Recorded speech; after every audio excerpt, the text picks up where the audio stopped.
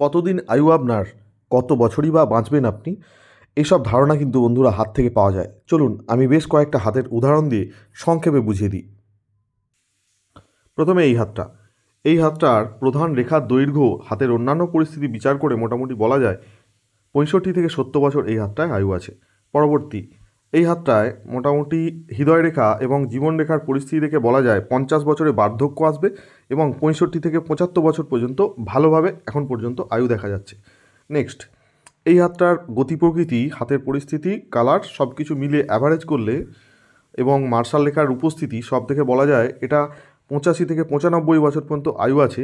তবে কিছু সমস্যা আছে 65 বছর বয়সে।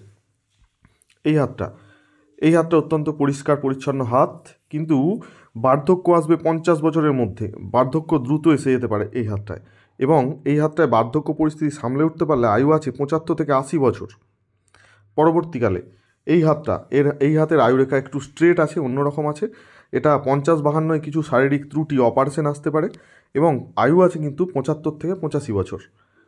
ওকে, এই হাতটা এই হাতটাও কিন্তু আয়ু আছে 75 থেকে 80 বছরের কাছাকাছি। এই হাতটার একটু আয়ু কম আছে, মোটামুটি 50-55তে প্রচুর সমস্যা আসবে জীবনে যদি সামলে উঠতে না পারে। 3টে রেখাই কিন্তু বন্ধুরা এই হাতে বলে দিচ্ছে আয়ুটা কিন্তু খুবই কম। তো এরকম বিভিন্ন হাতে বিভিন্ন রকম আয়ু থাকে। আপনার হাতের আয়ু মিলিয়ে দেখুন, কমেন্ট করুন, লাইক করুন, শেয়ার করুন, আর চ্যানেলের সাথে জুড়ে থাকুন জ্যোতিষ সংক্রান্ত ভিডিও পেতে।